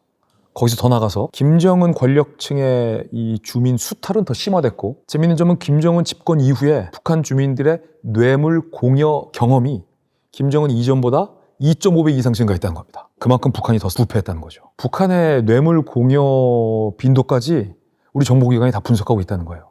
여기서 더 충격적인 건 김정은 정권에 대한 배신감, 김정은 정권에 대한 분노, 3대 세습에 대한 동의하지 못하는 북한의 불만이 하늘을 찌른다는 거였습니다. 이게 10년 단위로 우리 정부가 계속해서 분석해 왔는데 일반 국민들에게는 공개되지 않았던 자료들이에요. 김정은 이전의 김정일 시대 때 10년 단위의 분석을 해보면 그 데이터가 정권에 대한 불만이 지금 최근 김정은 정권에 대한 10년과 비교해 봤을 때 하늘과 땅 차이입니다. 거기에 러시아 땅에서 전사한 전사자들에 대한 북한 주민들의 민심 위반, 북한 정권에 대한 분노, 이게 합쳐져서 폭발하는 시점이 머지 않을 수도 있다. 저는 이렇게 보고 있습니다. 아랍의 봄을 우리가 최근 몇 년에 겪었잖아요. 그 아랍의 봄이 가능했던 이유는 인터넷과 SNS가 있었기 때문입니다. 아랍에선 청년들이 분노해서 30년, 40년 독재 정권에 항거하고 정권이 붕괴되는데 북한에서는 왜 이런 시위가 없나요? 북한 청년들이 느끼는 분노와 아랍 청년들이 느끼는 분노의 온도가 다르나요? 전혀. 북한은 철저하게 SNS와 인터넷이 통제되어 있기 때문입니다. 그런데 SNS와 인터넷이 통제됐다 하더라도 북한 주민들이 느끼는 외부의 문화가 없느냐, 문화적 경험이 없냐, 그렇지 않다는 거죠. 속도가 현저하게 느릴 뿐이지 이미 주민들의 일상생활 깊숙이에는 외부 세계에 대한 문화와 대한민국에 대한 동경심이 굉장히 많이 부풀어 있다. 김정은이 그걸 누구보다 잘 알기 때문에 국경을 세우고 국경과 관련된 법률을 정하고 한류 문화, 자기도 보면서 한류 콘텐츠를 못 보게 처벌하는 말도 안 되는 법을 강행하고 있다라는 거죠. 제가 최근에 한 20대 탈북민들 여럿을 취재했는데 탈북 동기가 재밌어요. 10년 전, 지금 탈북한 MZ세대들 이전 세대, 직전 세대들만 하더라도 탈북의 동기의 주는 먹고 사는 문제를 해결하기 위해서였습니다. 그리고 경제적인 숙청을 피해서 나와 내 자식의 목숨을 부지하기 위해서 굉장히 절박했어요.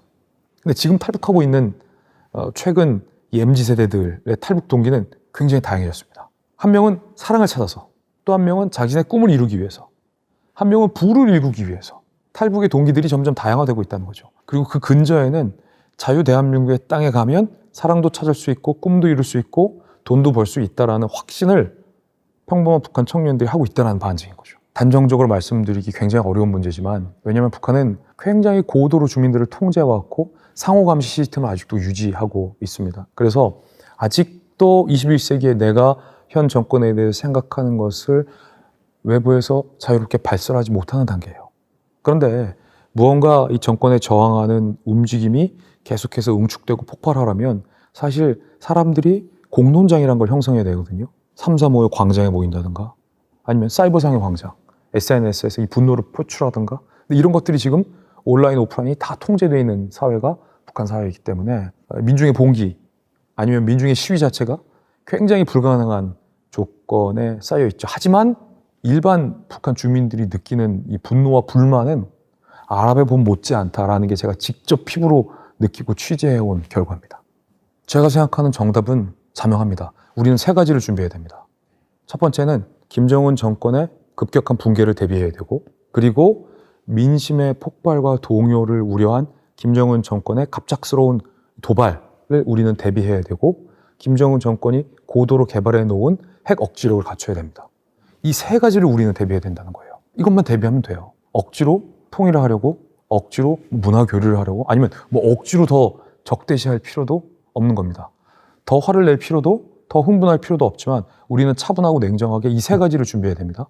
그 이유에 대해서는 지금 다 설명을 해드렸죠. 마지막으로 정리를 해보면 우리가 생각했던 것보다 빠르게 북한 정권이 몰락할 수 있는 순간이 올 수 있다. 4대 세습, 김주애로의 세습은 불가능할 수도 있다라는 걸 우린 대비해야 된다는 거죠. 수많은 북한 주민들이 북한의 급변 사태 때 쏟아져 나왔을 때 한국 사회는 어떻게 준비를 하고 대비를 할 것인가. 이건 한국 경제와 증시에도 미치는 영향이 클 거라고 봅니다. 이거 대비해야 돼요. 두 번째는 이 상황이 오기 직전에 북한이 최후의 정권 유지 수단으로서 우리를 향한 다양한 국지 도발과 물리적인 도발을 해올 가능성이 큽니다. 드론으로서, 소량의 핵 공격으로서, 혹은 재래식 공격을 복합적으로 쓴 공격으로 세울 가능성이 크죠. 혹은 사이버 공격도 있을 수 있습니다. 자, 그랬을 때 우리가 준비가 돼 있냐, 대비가 돼 있냐. 이건 우리가 철저히 예상을 하고 대비를 해야 됩니다. 북한은 반드시 우리를 향해 공격해 올 겁니다. 북한이 핵 개발하고 국경을 단절했다고 우리를 공격하지 않을 것이다 라는 건 굉장히 나이브한 생각이에요. 그건 틀린 생각이에요. 대비해야 됩니다. 세 번째, 가장 비대칭 전략은 북한의 핵 전력입니다. 북한은 핵을 고도화했고 상당히 많은 수의 핵 무기를 보유하고 있습니다. 우리는 없습니다. 북한의 핵 능력에 대해서 핵을 억제할 수 있는 자체적인 수단이 우리는 없습니다. 이건 핵 잠수함을 도입한다 하더라도 억지력이 생기는 게 아니에요. 착각하시면 안 됩니다. 핵 잠수함은 전혀 별개의 문제입니다. 북한의 핵 능력을 억제할 수 있는 능력은 없어요. 한미 관계 하나뿐이에요. 미국이 선의로 제공해준다는 핵 우산 하나밖에 없습니다. 자, 그랬다면 만약에 미국이 생각해보니까 지금은 아닐 거야 라고 발을 빼면 우리는 어떡합니까? 유일한 억지력이 없어지는 거죠. 그럼 언제든지 우리가 유사시에 우리 국민과 자산과 생명을 지키기 위해서 핵을 만들고 개발할 수 있는 핵 잠재적 능력까지는 우리가 갖춰야죠. 그게 대비하는 지름길이죠. 지금 당장 핵을 개발하자라는 말이 절대 아니라 언제든지 우리가 필요할 때 핵 무기를 생성해서 핵 억지 능력을 갖출 수 있는 잠재적인 역량은 그 리미트는 우리가 해제해야 된다. 최소한 이 세 가지를 우리는 준비해야 된다라고 말씀드립니다.